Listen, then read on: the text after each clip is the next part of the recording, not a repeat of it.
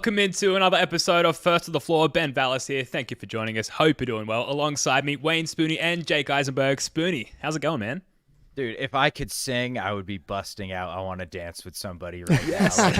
I love this team. They're playing so good. And I almost felt bad for the Nets at the end of that game, dude. But what a win. Won a few of the heat with somebody. There it is. Yeah, so I was good. like, yeah, it did that. That gene doesn't run in the family, that's for sure. But I mean, what a kind present. What a thoughtful present of the Boston Celtics to give us that type of performance as we go into the break. Missoula saying, it can be good, it could be bad, depending on how you handle the emotions of the wins or the losses. And I'm like, I'll tell you one thing is for sure. I'm going to handle this 6-game win streak very irresponsibly. I'm injecting it all in one go. Let's do it. All the propaganda, yeah. And a lot of what we've already talked about, the Joe quotes, the Luke Cornett singing on the bench, going to make a reappearance in a later segment where we cover the best moments of the season so far, which is going to be a lot of fun. We've got a lot of clips uploaded here in StreamYard, but it's going to kick back, run through them all, hopefully not get kicked off YouTube, and have a good time reminiscing on what's been an awesome season so far. But Jake, you're in New Zealand, correct me if I'm wrong, and you had an interesting flight over there, meeting all of Australia on the plane. In New Zealand, and getting ready to get on the plane, and all of a sudden I just see a couple of giant individuals wearing Brisbane Bullets t-shirts. And I'm like, okay, there's like 3 or 4 of them. There's the New Zealand Breakers, the team that RJ Hampton played for in the NBL. And I'm in 7B, seat 7B, pretty close to the front, no big deal. And Baller. But it's unclear like if the whole team's on the plane at this point. And I see it's like this dude's coming on the plane. He's right across across the road. He's like 6'10", 6'11". It's not Baynesy, but one of his teammates switches with him. He's like, "Hey, I've got the exit row. I'm only like 6'3". You can have the exit row." And the 6'11" dude gets up out of his chair and starts moving back. But then it becomes very clear the whole Brisbane Bullets team is on the plane. And then I see him, the beautiful man, the man who sets the bone-crushing screens, the man who decided to start hitting corner three-pointers in the Philadelphia 76ers series in the 17-18 season. It was all of Australia. It was Aron Baynes. And my whole body was just like, oh my God. I bet. And I messaged the Discord. I messaged my parents. Everybody's like, you have to tell him. You have to talk to him. You have to tell him to get on the podcast. So I've got a 3-hour flight now. I'm just like, okay, just relax. Got a long way to go before you have a chance to actually say anything. And by the time I got there, I was like, I don't know, man. He's just been squished into this box when he's 6'10", broad, something that I cannot relate to. And he's got his headphones on. He's got the Bose on. I'm like, I'll leave him be. But if an opportunity presents itself, I'll play it by feel. And we're going through the passport customs thing, and I'm like right behind him. I'm stalking him. I'm just a few steps behind. No chance of him ever seeing me, obviously. And somehow I make it through the customs things first, and he's like right behind me. And I'm like, okay, this actually could work better because I can get to the baggage, turn around, and pretend like, oh, what? Fancy Celtic legend. Yeah, Aron Baynes.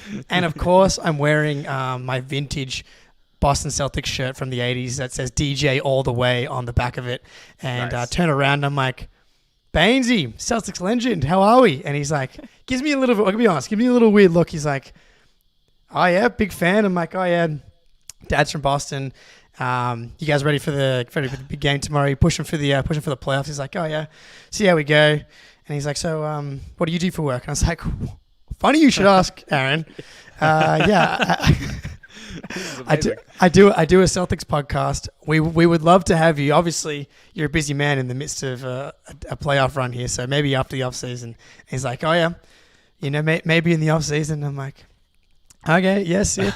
And then he's just like, oh, where do you live? I'm like, in Tassie. He's like, oh wow, cold water. Being from Brisbane, I don't like going swimming down there. So we just have like this chat for like 3 or 4 minutes, and I'm like, all right, I'll leave you to it because I'm like, I don't want to like bother this guy for too long. And as I'm left, I'm like, look, we really miss your bone crushing screens on the court with Al Horford. So I'll catch you later. And he's like, yeah, see you, man. And it was the best. I was terrifying. I was shaking. Oh man, it was awesome though. He was really just gave me the time of day. It was very nice. Dude, that's awesome. Dude, love Baynesy. Obviously, as a fellow Aussie, that was a great stretch as a fan, as an Australian fan, having Baynesy on the team. And I don't know, it sounds like it wasn't a straight up no with the invitation onto the pod. So I know. My mum's been telling me I need to get business cards for the podcast so I can just hand them out anytime I see someone wearing Celtics gear or for when I run into ex-Celtics legends. But as soon as I like left, I was like, fuck, I should have said, man, because I looked up the basketball reference like straight afterwards. I was like, he had taken like 21 threes all season and was 14%. And then he got to the playoffs and shot 23 threes and was like 47%. And that was like, he came out of nowhere. Like he just started shooting corner threes and like was a huge factor in the Philly series. And I wish I would have researched that on the walk from the plane to the baggage claim, because I could have been like, bro, you shot like 23 threes in the playoffs, 2 more than the whole season. And he would have been like, what the it actually made me worse, honestly. Who knows? Yeah, you could have got an analytics job with the Brisbane Bullets, man. But it was awesome. They're all fucking so huge. Like even the NBL teams. And like, I don't know, man. And also I could have joked being like, not quite living the high life of the private jets around the NBA travel, just squeezing into these tiny economy seats. But no, it was sick. Yeah, that's awesome. Love to hear. I've been excited to hear that story all night, so I'm glad we managed to squeeze it into the pod. Thanks, Jake. We've got an awesome show coming up. Very clip heavy as we just kick back here and enjoy some of the best moments of the season so far. We will hit on last night's massacre of the Nets in a sec, but first, please subscribe to the First of the Floor YouTube channel. We're so close. I think we're like 40 subscribers now away from 3,000 subs, which is obviously a huge milestone for us. So please subscribe to the YouTube channel. Hit that like button. Subscribe to the First of the Floor audio podcast, available everywhere, Spotify, Apple, etc. Check out Spoonie's column for Celtics blog, 3-Leaf Clover, and sign up to the Celtics blog Playback Room, where you can watch games with us live, pretty much for every single game, playback.tv/Celtics blog. The links for all of the above are in the description below. Now, guys, before we get to the best moments of the season, 136-86. Good for a 50-point deficit for all of the math nerds out there. Spoonie, what stood out to you from this game? It's a hard game to evaluate, right?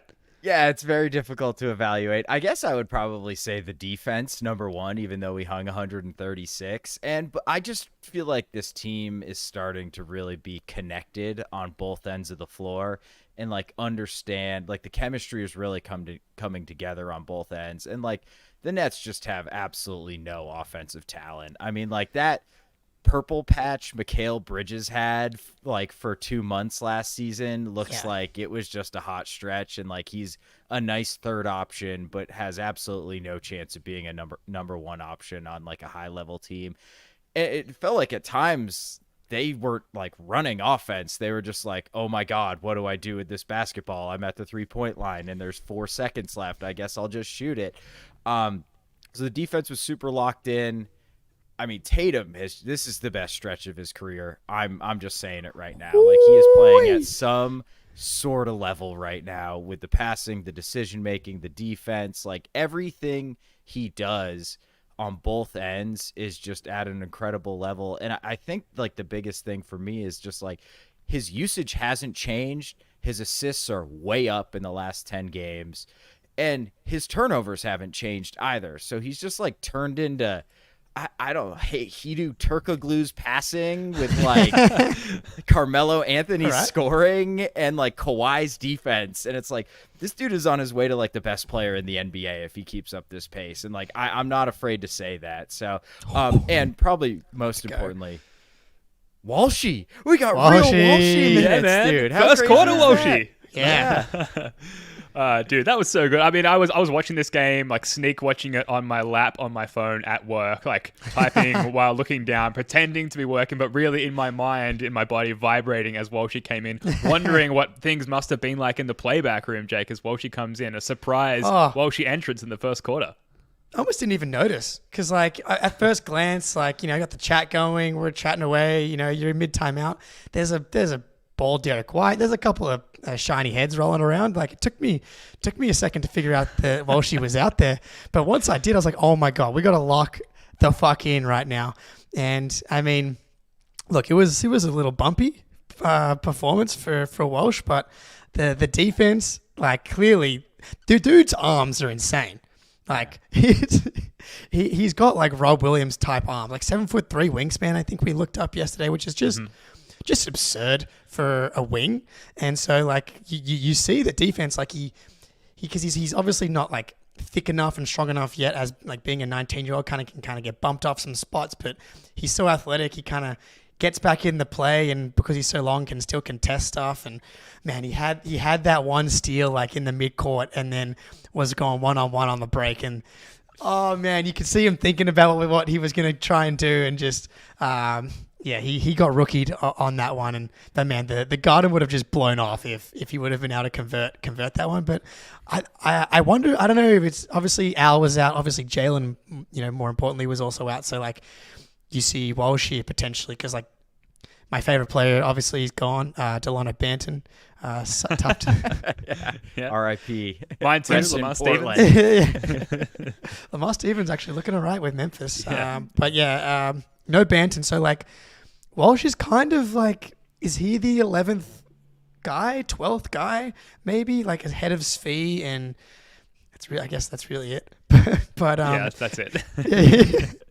And so, and like, because obviously Tillman's still out as well. So I don't know if it's a sign of maybe things to come. Was it just a spot? But KP kind of talked about it in the presser, being like, I think that was good for us. We got to be a little bit more focused, a little bit more alert. We put the young guy, the rookie guy in early in the game, and we all just got to be thinking about it. He's like, that was good for us. Something a little bit different, something a little bit more exciting, spice it up, in this long season. And I mean, please spice it up, Joe, because we want more.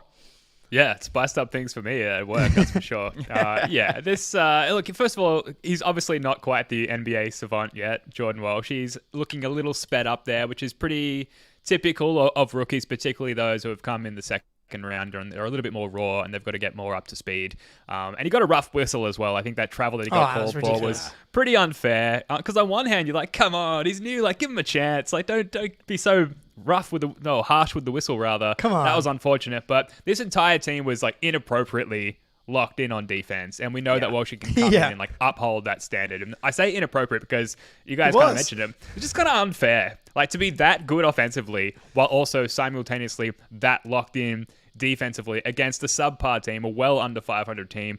Trendon Watford high scored for the Brooklyn Nets with 15 points. Mikal Bridges 10 points, a minus 30 in this one, which was insane. And Spoonie, you mentioned it earlier, like it was just the Tatum show again. Taylor Snow had this tweet after the game. Jason Tatum has logged 27 efforts of at least 20 points, 7 rebounds, and 7 assists in 491 career games. He did it 20 times in his first 482 games, and he's done it 7 times in his last 9 games. So Tatum be cooking, I believe, is what the kids would say.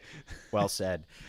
Like, I don't know, this passing leap, obviously it's 9 games or whatever, but this is the best that he's been passing the ball for that amount of games in his career. Like, it's very obvious. Like that feathery lob that he had to Kristaps that we ran on the feed here earlier. Like, I mean, the short roll passing has become like really, really good. And when teams are constantly trapping and trying to find ways to make him uncomfortable, it's so valuable and so impactful that he's able to find guys and get the offense and get the defense in rotation. And then you're just firing the ball to high IQ guys, like elite scorer, elite mismatch guy. Al Horford's going to make the right decisions. Like, if he's going to make these passes, like I don't know what that means for this team. Like, they were already the best team in the league, and if he all of a sudden has taken a playmaking leap, like I think it's maybe a little too early to like really confirm the fact that he has taken.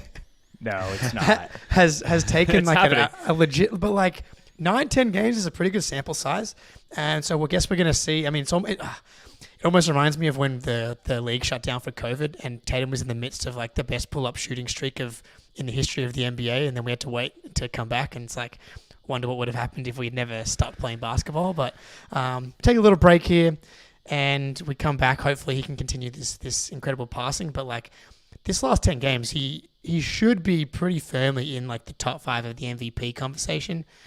I saw someone in the chat here. We saw Stephen A. Smith on national TV today talking. It's really the first time I've seen Tatum really talked about on national TV in that conversation so far this year.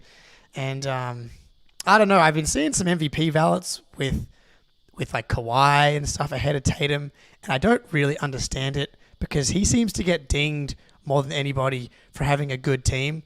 Like, Kawhi Leonard doesn't have James Harden and Paul George and allegedly one of the deepest rosters in the NBA. But when it's Tatum, it's like, oh, it's super team. He's the Brock Purdy of the NBA. And I looked at this earlier. Jason Tatum is in his 7th season. He has missed 36 games in 7 years, 6.5 years, which is like, that alone is absurd. The Celtics are 16-20 in those games. So it's like, obviously the sample size is small, but they're a below 500 team without Tatum in his entire career. It's like, he is the super team. Like, this is all great, but none of this is a 65-win team unless Jason Tatum is on this team doing everything that he does. Like, he should be smack bang top 5 in the MVP conversation amidst it now that he's been on this run. And I think it's just fucking double standards for the Celtics always. Everybody's always trying to nitpick everything about this team, and that really is encapsulated when people talk about Tatum as well. Like, he's doing everything at an elite level, and he deserves more respect. Thank you, Stephen A., for bringing his name to the forefront. Ask me next time if you need Tatum propaganda, because he was just clearly reading a sheet of paper of stats, which included Tatum's 37% in the non-restricted paint area. And I'm like, don't read that. That's not the number to read off. Like, that's the one spot on the court that he's not good at. So Stephen A. I appreciate him, but come to the right place for Tatum propaganda, please. Lead Tatum propagandist. Jake Eisenberg. That's right.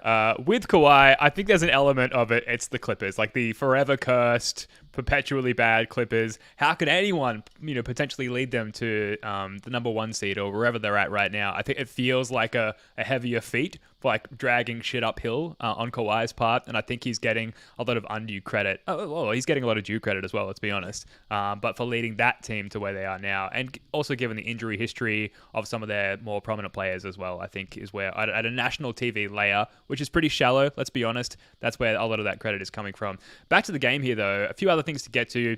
Kristaps Porzingis, awesome again. He did leave the game again, injured, and yes, he was available to come back, but it's definitely an unsurprising trend. Like, it's so crazy, and it like genuinely keeps me awake at night how much on a knife's edge this whole shebang is with just like the health of Kristaps Porzingis and how easily injured he is. And a lot of that is just, there's just so much surface area. He's a large Latvian man with huge clown shoe feet. Whenever they come down, there's just statistically a higher chance that it's going to collide or come down on top of something else because of how much of him there is. But it is happening a lot, and he is just injury prone. Like, even the eye thing in Indy many games ago, like, he is just generally more injury prone.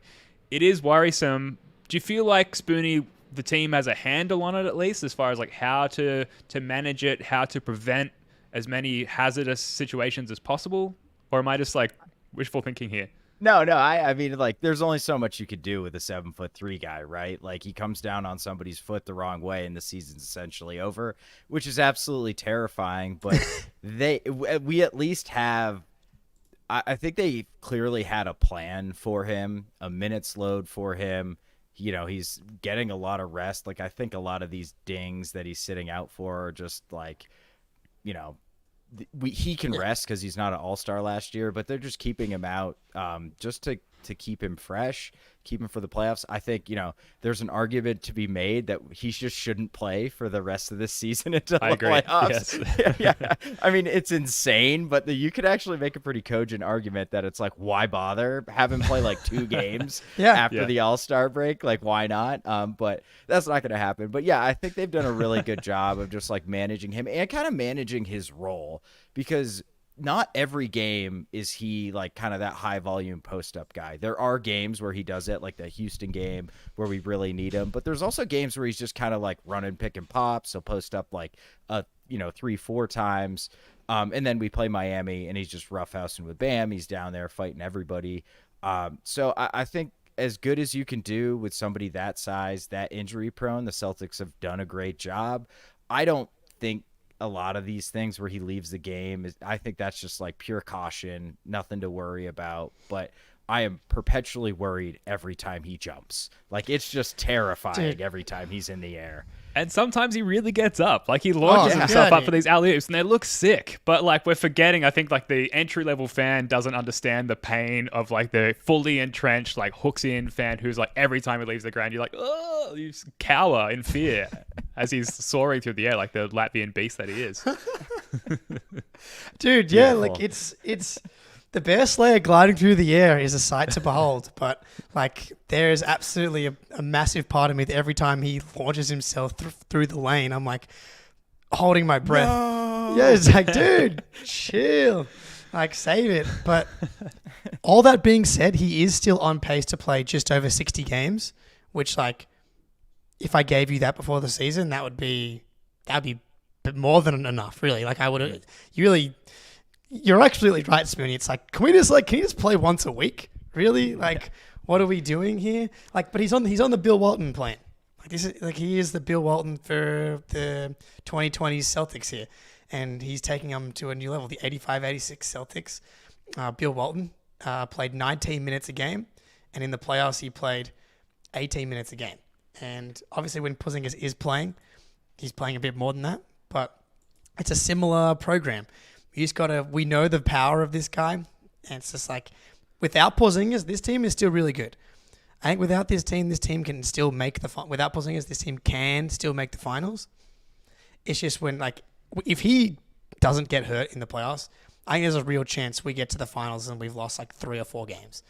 Like, shorter series. Which is huge. That's sort of a cascading effect down through the rest of the team as well. So he's hugely important. But I agree that we can get it done one way or another.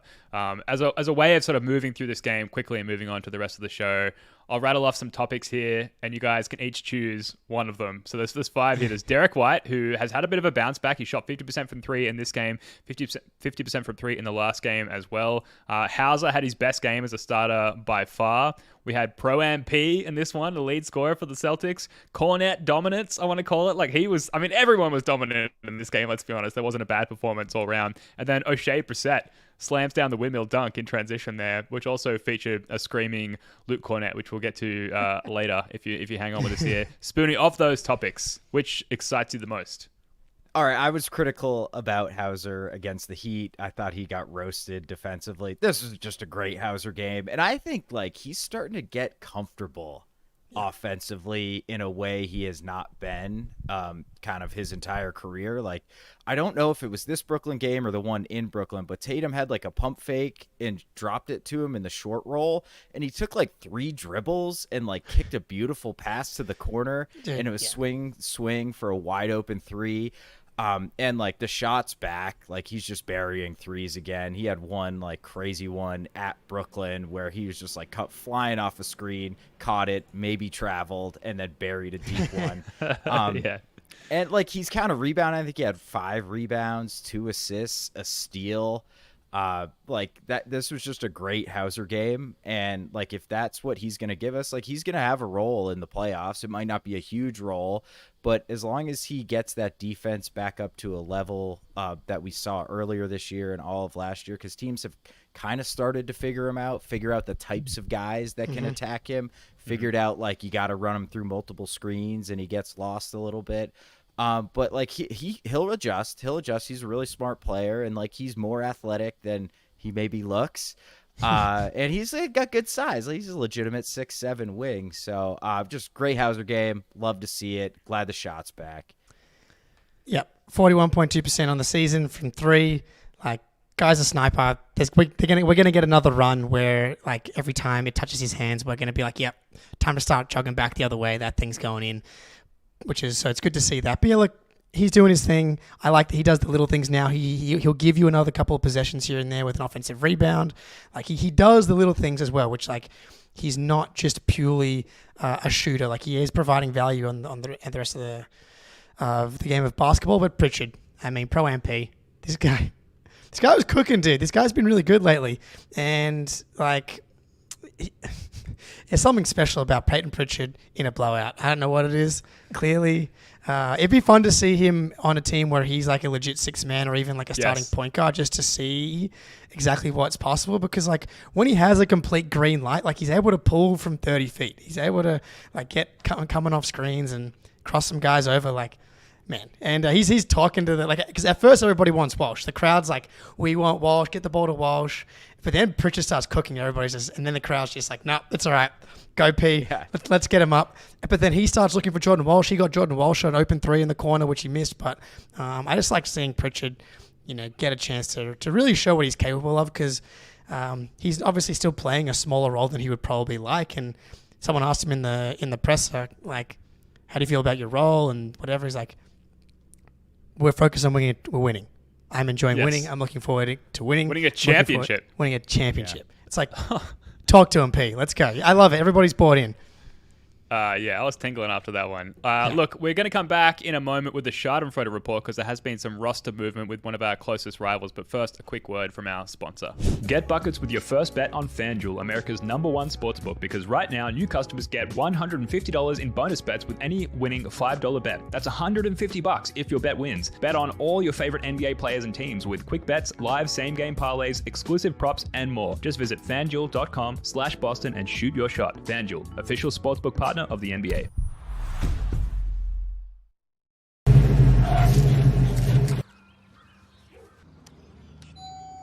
Sarah, I cannot believe.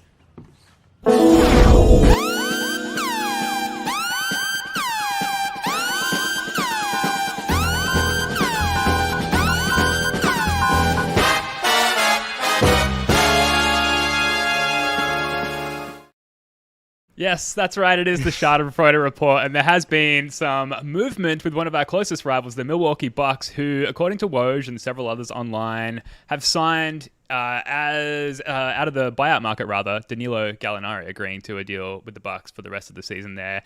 Jake, I know Danilo Gallinari, long coveted by yourself as a potential buyout pickup by the Celtics. He goes to one of our closest rivals, the Milwaukee Bucks, who need him for his defense, I'm guessing. Firstly, it's important to note the intro there. If you're not watching on YouTube, it's worth just coming to check out the new Schadenfreude intro that Ben has pulled together. I haven't seen Kill Bill, but I have seen that scene on YouTube before, and it's absolutely beautiful. The production keeps going from strength to strength here. But yeah, this is personally sad for me, for us to not be able to play. We actually might still be able to play the Gallinari song if we get to the playoffs and they actually have to play Gallinari, and he just they call him the Italian rooster, and he just turns into a barbecue rooster. It's gonna be that might be the time we actually get to play it. But like, the thing about the Celtics is like you can kind of talk yourself into a variety of players because you don't have to play against the Celtics. Like, Andre Drummond can't play in the playoffs if they play against the Celtics.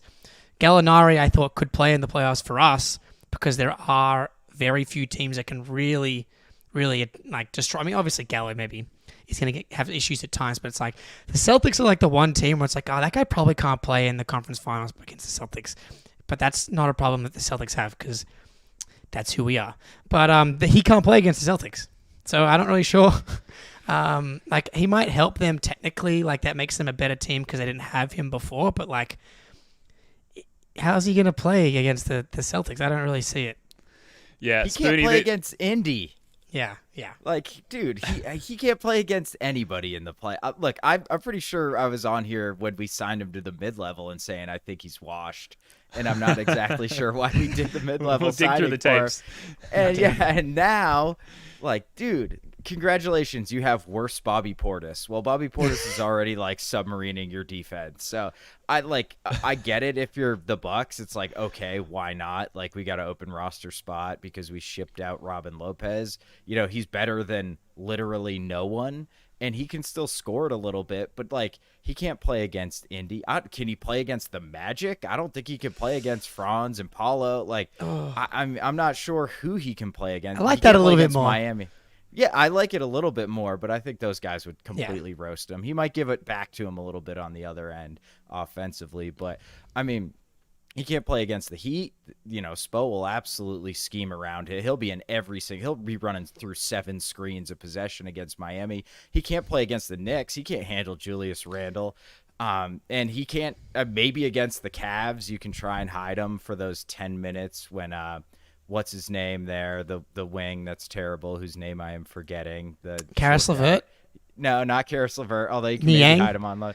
No, the bad guy who doesn't play anymore. Dean Wade, No. Dylan Windler. You know who I'm talking You can't about, shoot right? a decent defender. Is that? who he's Yeah, talking yes. about? He was the fourth Oh, pick a few Okoro. years. Yes, Okoro, Okoro, yes, yeah. yes. Like if Okoro sees 8 minutes, Gallo can hide on him for 8 minutes, and that's about it. So I'm like, this does nothing for me. It doesn't move the needle at all for the Bucks in the playoffs. But hey, just like Doc Rivers, maybe it raises their floor a little bit. So congratulations, Milwaukee. Maybe you'll win 51 games instead of 50. Worse Bobby Portis. What an evaluation, That's and tough. yet so accurate. Yeah, the extent to which I care about this is just being completely bummed out that we can't play the Gallo song on a regular basis, and that's Yes, basically true. it. Like, who really cares? And as a Celtics fan, not threatened by that acquisition, and hopefully it leads us to wait with some poise and sign someone who can have a little bit more of an impact on the Celtics. Beyond what Gallo would have been capable of. All right, I think we should get to the meat of this podcast, which is the best moments of the season so far. What a season. It's been so fun. The Celtics are so insanely fucking good. We've had a lot of fun.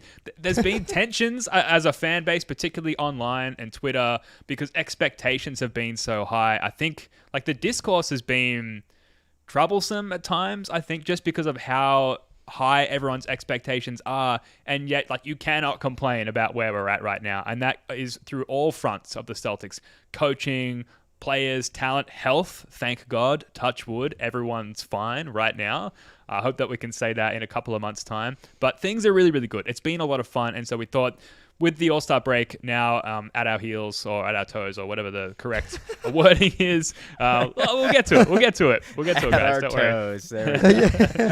Coined it. We thought it was high time to get to the best moments of the season so far, and I'll throw to you guys because we all sort of kept the run sheet blank to keep these somewhat of a surprise to each other and to the members of our Discord, who first of all get exclusive access to our run sheet. So join the Discord, you can chat with us, you can view our run sheet. I was live streaming me making the Schadenfreude intro the other day, and I think one person jumped in for like 5 seconds and then jumped out again. But you get that kind of access. It's a lot of fun. Oh, yeah. Jump into the Discord there. The link is in the description. Spoonie, I'll throw to you first. What comes to mind? We won't go in any particular order here, but what's been one of the standout moments of the season for you so far? Okay, we trade beloved Celtics Marcus Smart for a tall Latvian dude who was on the Washington Wizards last year. It's like, how's he going to fit? How's he going to play defense? And then in the literal opening game of the season, we play his former team, the New York Knicks.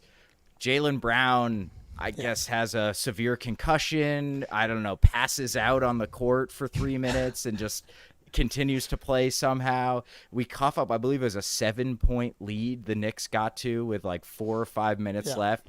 And then Kristaps Porzingis, the new guy, absolutely whips out, as Ben said, at minimum 7-incher and just smashes, 9-incher, yeah. Thank you. Smashes the New York Knicks, gets like 6 free throws, hits a huge 3, completely steals the game for the Celtics. And we're all thinking like, this is probably going to work out just fine for Kristaps in Boston. Grimes back out on the floor for the Knicks. Porzingis going to shoot it and knock down a 3. Back to Barrett. Barrett takes. No. Ooh, good job by Porzingis. Next. And draws a foul. Wait, which way is that foul going? It's a foul on Hardenstein. I think they just teched up Porzingis. Oh, that's a tough shot, but I mean, Free throw for New York, and then we're in the penalty situation, so Porzingis will shoot the penalty free throws when we come. Tatum found White there, about 3.5, 4 on the count. Double team. Oh, that's huge. That is huge. unreal. Tatum. Porzingis is bumped. And he's going to get to the line. Hartenstein's going to pick up the foul.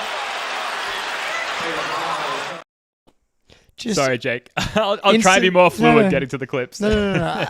And you guys lead the charge on this one because I've been in transit, so I'm not 100% on what everything's coming here. But for him to do this immediately, game 1, crunch time, like perfect. Like every concern, every emotion that we had after we lost Marcus was immediately eased, massaged as soon as Porzingis got on the court. Like, for him to do that in crunch time in MSG on opening night, it was like, oh my God, I see the vision. Brad Stevens has done it. And we're on pace to win 64 games. It was great. I would add to that, just as part of the best moments of the season so far, just acquiring KP and Drew, and like the emotional parachute that acquiring Kristaps Porzingis was versus losing Marcus Smart. Yeah. We all maybe hoped, and some of us dreaded, that one day we would lose Marcus Smart because he, a movable piece, movable contract, and while being, I guess, like the backbone of the organizational culture, just due to the size of his contract and maybe needing to open up like more shots and more looks and touches for the Jays, he might eventually get moved. And for that to happen, like I said, cushioned by the emotional parachute of acquiring someone like Kristaps Porzingis, it just made that transition so much easier. And then I'd add to that the Bucks schadenfreude of acquiring Drew Holiday. Like, they're so hyped about getting Damian Lillard, and then suddenly we introduce this element of doubt by acquiring their former all-star point guard who can like D up the fuck out of Dame Lillard and just completely rains on their parade, which was a lot of fun. But going into the preseason there, after acquiring those two guys, we get to see Brad's vision. That's coming up next.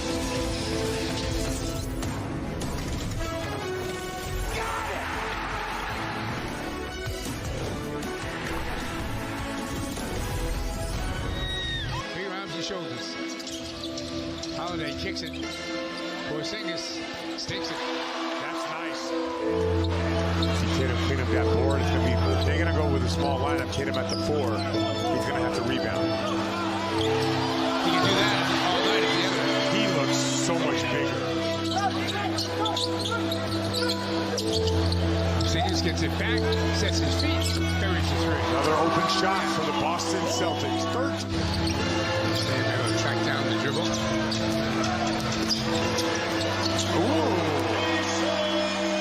Second afterthought. It's a massive lineup. Houses camped in one corner. Tatum's like the 2 guard. I was trying to figure out who's what here. I mean, Hauser's the 3. Look at this lineup. It's bad. I mean, that's been all of us pretty much every game, right? It really has, though. Like, you're watching Holding the game, onto the TV. you're like, is this allowed? Is someone going to stop us from doing this? Because it doesn't seem fair. Yeah, man. This Brad Stevens guy knows ball. We'll throw it to you, Jake. What's been one of the standout moments of the season for you so far? All right. So I was thinking back and going through just some of the wins and the losses. And the Celtics played the Sixers early in the year. It was the second time we had played them. No Porzingis, no Jaylen Brown, and Al Horford. This was like the first game that we got like, okay, Al Horford, he still has it. Al Horford still owns Joel Embiid. He had 5 blocks in this game, and it starts here. Straight off the bat, Al Horford D'ing up Embiid, strips him, goes the other way, and you're like, oh, he still got it. But late in the game, 5 minutes to go, Maxey beats Hauser and Horford, protecting the rim, swats him, pushes it the other way, swing. Tatum finds Horford, finds Derek White, 3. Celtics go up 7 with like 4.5 to go. And that pretty much kind of seals the game. And like that game was just like, we're still early in the season, finding our feet, trying to figure out what's going on. We're not sure like, where Horford is.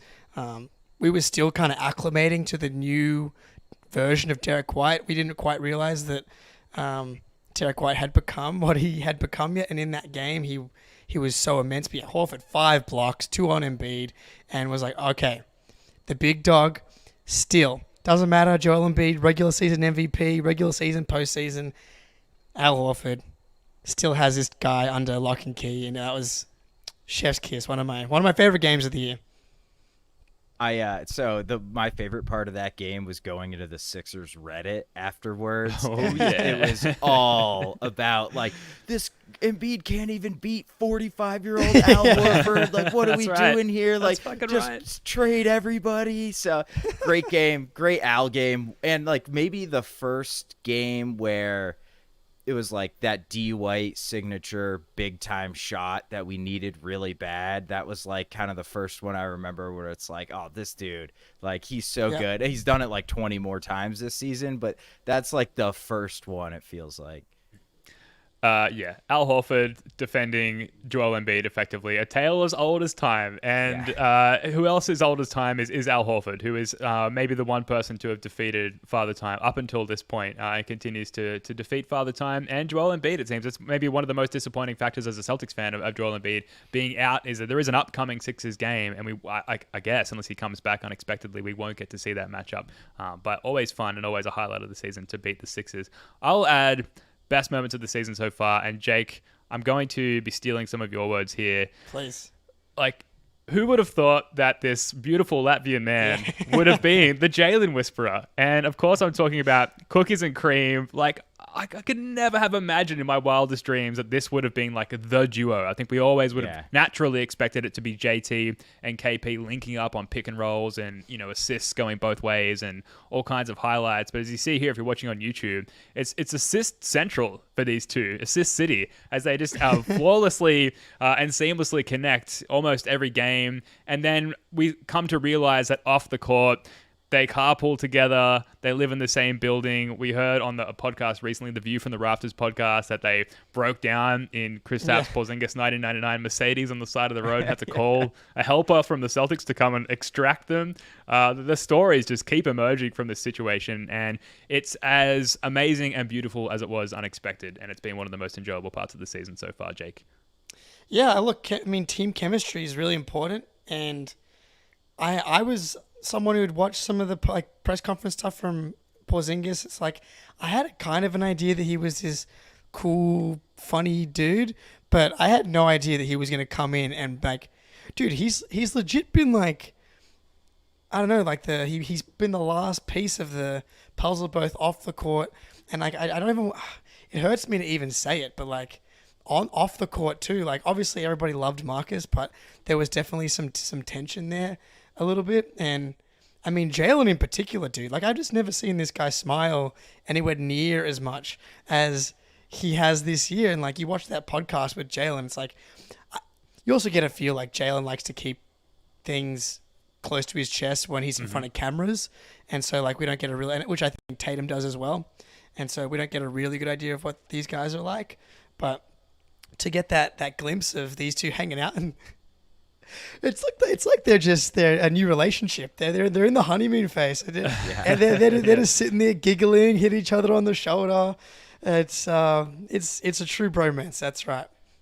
Yeah. No, you. Yeah, stop. no, Yeah. You're so. I want to silly. tell it. I got exactly. I'll tell the story properly after you go. Like a married couple. Yeah. So Jalen has assisted Derek White 33 times this season. Derek's second. He's assisted KP 48 times, so like 15 times more than anybody else on the roster. Cookies and cream, dude. Like, yeah, it's such like a goofy duo, and I just absolutely love it. Them living in the same building is just it's such a bizarre nugget because Boston's a huge city, and I don't know if he asked JB first, but the fact that he just ended up in the same place and carpool together it's just fucking awesome, man. Late night calls, come down, play some Super Smash Brothers with me, play some Mario Kart. I need to believe that that's happening between them. As long as there's no gardening, late night gardening. None of that. They can do whatever they want. Yeah. Spoonie, what do you got? Oh, I've got. I think so. Mini beat us in overtime early in the season, kind of like maybe the worst loss of the year from a process standpoint, especially that overtime period. It was like all the things we hate about the Celtics with like the late game ISOs and things like that. So Mini comes back to Boston. It's another overtime game, and the C's actually, I think they were down 7 with a couple minutes left. Jason Tatum, Jaylen Brown drag the Celtics to overtime and then basically dominate the overtime period. Tatum has 45. Jaylen has 35. dominant performance against like that mini team was flying at that time too. They've since kind of cooled off a little bit, but people were talking about them like, are they the best team in the NBA? And you know, the only like mark on that is Minnie was coming off a back-to-back, but I don't think KP didn't play on the flip side. So I cancel those two out. Just a great win. Super fun game to watch too. Like when they're coming back and then dominating overtime, the Garden was absolutely electric. Game of the season so far, in my opinion. We've got the clip here. But they're undefeated. Oh, no. Oh, no. Tatum.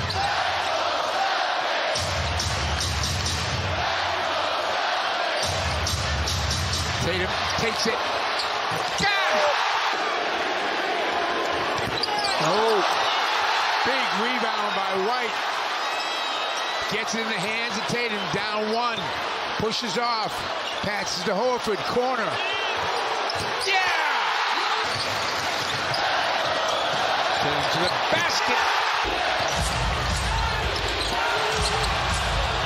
Oh, buried by. Oh, yeah. Foul! To the basket. He gets two. Doesn't matter.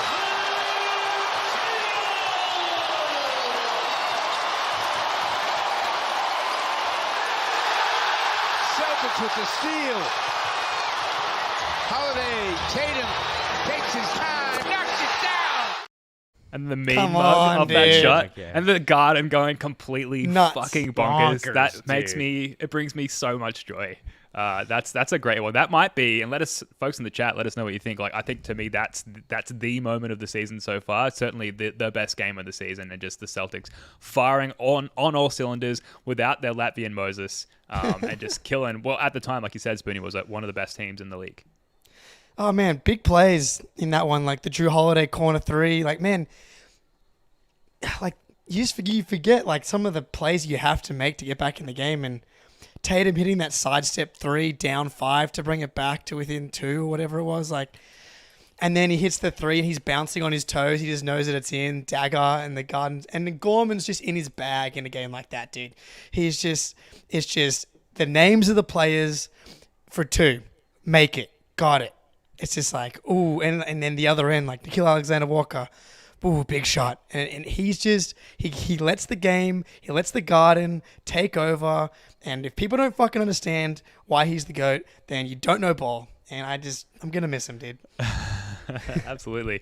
Now, Jaylen Brown is in the dunk contest coming up this weekend, and one of the reasons is because the league is desperate to keep fans engaged by having a relevant player actually included in the dunk contest. The other reason is that Jaylen Brown has had some incredible posterizations this season.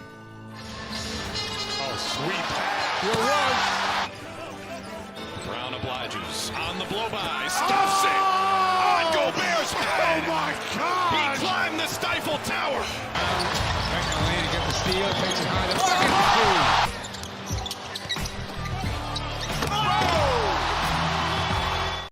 I mean, is this the best Jaylen dunking season of his career so far, Spoonie?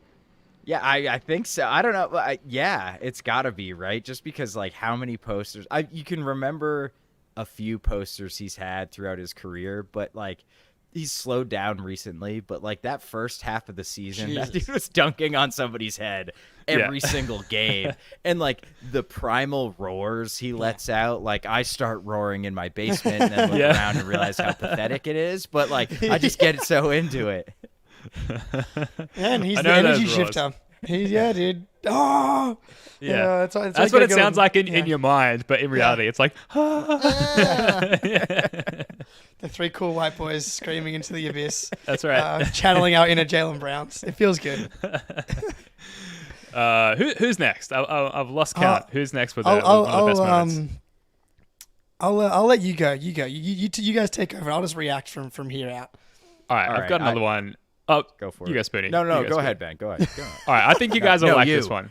I think you guys will like this one.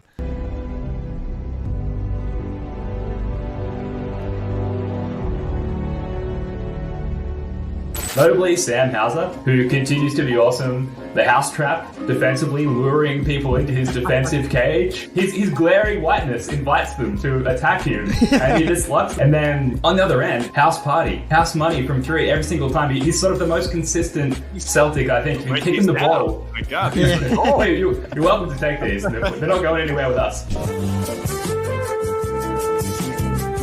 Hauser back to Pritchard. Hauser pulls it. House money from the free throw line. Not talked about as much. Here we go. Heat check. Bam! Oh, yeah. Some house money right there. 47-34. We did it. We did it. Maybe I will do my best to get house party popping. Yes. Because, if nothing else, maybe. So house money, like just in general, Sam Hauser has been awesome. And with Grant gone, entering this more prominent role and like living up to what we've needed from him. But then, you know, I don't want to like blow my own horn too heavily or pat myself on the back or us on the back too hard. And credit to Joe Titty, our New Zealand correspondent, for coming up with the house. Here he is. House content. Here he is. I believe house warming is being thrown around, house trap, house money. And then House for it paint. to go, from this little like, you know, town in New Zealand via the pod here, out to Drew Carter on the show, and then out on the broadcast, you know, for NBC Sports Boston there, and become part of like the common phrases for Celtics fans. It feels good. And now it's just, we had Scal come out with a house money call the other day as well. It's just part of the common nomenclature for Celtics fans and analysts, clearly, guys. So. And if anyone thinks they thought of it first, we have receipts. We got them, dude. Old receipts too. It's Joe's. It's the first of the floor name. We were doing house money like before he was getting real minutes. So Yes. let's let's remember that. I've got so many more, guys, but I'll throw back to you and give myself an opportunity to collect my thoughts. All right. Regardless of why, like what your opinions are on Ime Udoka getting fired, whether you think he deserved it or not, he did something that at least contemplated getting fired after he just made the damn finals with a 23 and 25-year-old. So one of my best moments this year, beating his ass twice. Whipped up Houston, and they were like a good team at the time. They were kind of starting their downswing, and now they kind of suck. But like just beating Udoka, just like get out of here. Missoula outcoached his ass, at least for the first, or the game that KP had 34, and Missoula Justin is like, we're just going to KP. Outcoached him, out-talented him. Go back to Houston, dude. Feels good. Add him to the Schadenfreude report. Yes. Oh yeah. I'm all in on Joe being the better coach than Ime, just because Ime calls guys losers and bitches and whatnot. Doesn't make him the better coach. Joe was the mastermind behind the defense, and the mentality that Joe is instilling on these guys is a more sustainable, holistic, spiritual endeavor that I think will serve these guys in the long run. And yes, fuck that guy, dude. Well, and I'll add to best moments of the season holistically is just the gradual warm acceptance of Joe Mazzulla and Mazzulla Ball and his clashing with certain members of the media, Gary Washburn in particular. But it's become an endearing quality of his from a personality standpoint. And I think clearly the guys in the locker room are completely locked in to like what he's putting down. The fan base has come around to him. I know he still has his detractors, Bill Simmons' dad for one, still calling him second row Joe. But it's really hard to criticize this guy at the moment. And sometimes you just have, you know, we've still got a long way to go as far as getting to the chip, but sometimes you just have the perfect coach for the perfect roster. And Doc Rivers, you know, he has had plenty of downward trend career moments since the 08 championship. But at that moment in time with that roster, with KG, Pierce, and Allen, he was the perfect coach for that team. And I'm starting to come around to the idea that Joe Mazzulla is the perfect coach for this roster. He just seems to just fit in through all the seams and just do such a good job of gelling all of the guys and keeping them aligned with the right mindset. And mindset is probably the number one theme coming away from Mazzulla's approach is like, these guys are very, very talented. They have been through and seen every possible moment and defensive coverage and everything you could possibly imagine seeing in one's full NBA career. Jason Tatum has seen that all up until the age 25 already. And so it's just about keeping him on track mentally. And so far he's done a really good job of that. And I think he's been really verbose and really communicative with the press in terms of like helping us have an insight into that mindset as well. So I love Joe. Yeah, he's really candid, and I love getting insight into what he's thinking and what he wants the team to think. Like the whole be open-minded about things not going right and responding to things not going well, which is a real issue of this team going back to the Ime era. Like everybody looks back on, or not everybody, a lot of people look back on Ime with Ime-colored glasses, and it's like, dude, Game 4 in the finals, like, he should get blamed for that. He wasn't able to save them either in like the most important moment. They did it in Game 3 against the Bucks. Like Joe has been the only one so far. Granted, that includes adding Kristaps Porzingis to the team. That has turned them into a team that looks like they've moved past a lot of those issues. One thing I'll say, I think Ime was perfect for that year. Yeah. I think they needed the hard ass for that year. It's almost like I don't know if you guys do that in Australia, but like you go out and work for a year and then go to college. Like you need like the gap year, the bridge year. Yeah, like, totally. Wow, this sucks. I really need to go back to school. And they like needed that. And now like Joe's now that they've kind of hardened, not James, like, you know, emotionally hardened. Yeah, not Ime either. Joe's like now kind We've of all hardened a little bit, haven't we? Yeah. Oh, I've been very hardened since the beginning of this season. Joe's kind of the perfect coach for like once they went through that, now they come out the other side like more emotionally strong, and he's more of a tactician and a guy who can kind of keep them motivated and just kind of draw stuff up. Well, this is a bad segue, but speaking of being hardened, we saw Jordan Walsh's first NBA bucket this year. Man, Brissett is a beast on that glass. Nice pass. Oh, yeah! Nifty pass. Oh, yeah! Yeah, he doesn't always get the call right, but that's exactly what was happening inside of my mind at that moment. So, I don't know. We've talked about Walshy on the show already, and we're getting close to the hour mark, so we've got to start rattling through these. But any quick remarks on Walshy's first bucket? Al Horford is the supporting cast, deserves the Oscar for supporting actor in that scene. He's just waving the towel, getting into it. I love it. Give me more. I'm writing about this for 3 Leaf Clover. It'll be out tomorrow. Just like the crowd reaction to like Walshy. Like he's the 38th pick, right? Like he's nothing. Like, a lot of fans wouldn't know who their second round pick is. And the Celtics fans, like every time he touches the ball, it's like, oh, here we go. Yeah. Yeah. So that's just awesome. Yeah. Look, a couple of other ones to rattle through here. The Marcus Smart return was huge. And I think probably the first thing that all Celtics fans marked on their calendar once the schedule came out was like, when's this motherfucker coming back? When do I need to make sure that I'm stocked up on like tissues and like therapy sessions and all of the above? And it didn't let us down. There was plenty of Marcus Smart homage content. They got him involved in the Heroes Among Us segment as well, which is a really nice touch, which we talked about on the post-game pod for that game. And it was just warm feelings all around. And we talked about this as well. As fans, we were like, this is great. We miss Marcus Smart. What an awesome tribute. But like, we're very happy with the roster right now, and we're focused on the championship, right? He was the best. And like, it was kind of good that he didn't play. Just we're able to kind of fully kick the shit out of them and just enjoy Marcus Smart for the beautiful person he was on and off the court, and Tatum motioning to the crowd, getting people to cheer louder, and man, what a hero. Bring him back on a minimum one day, please. It really was like kind of a beautiful tribute to him, and like it just goes to show like he was essentially a role player for 9 years, you know. He's never a star, never made an all-star game. And just the way the fans in the city treated him, it just kind of makes you proud to be a Celtics fan. Mm-hmm. Now, also talking about Celtics pride, the Lakers beat down on Christmas Day here. As we were running the clips on YouTube, if you're watching, that was about as good as Christmas present as any of us could ever hope for. And, unfortunately, the Lakers game didn't go particularly well when they visited us in Boston. But this was an excellent opportunity earlier in the season for the Celtics to demonstrate their dominance on a national stage here. And what better team to demonstrate it against than the Lakers, Spoonie? Yeah, and like, look, if there's one person I absolutely hate in the NBA, it's Kyrie Irving. But if there's two people, it's Kyrie Irving and LeBron James. So anytime you can beat LeBron, hold him under 20 points, And like Austin Reeves is just so incredibly unlikable. And like my family doesn't watch basketball except for on Christmas. So like not having to explain to them why they're losing, even though they're supposed to be really good, just makes for a much happier Christmas. Yeah. Yes. Absolutely.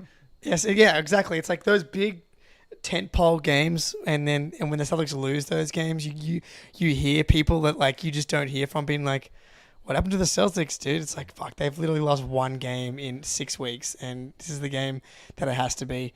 It was perfect. Merry Christmas. Nothing better than beating the Lakers on Christmas.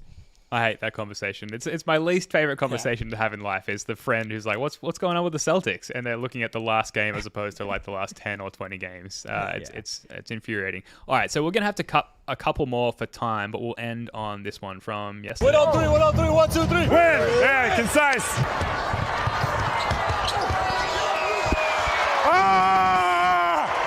I want to dance with somebody. I want to feel the heat with somebody.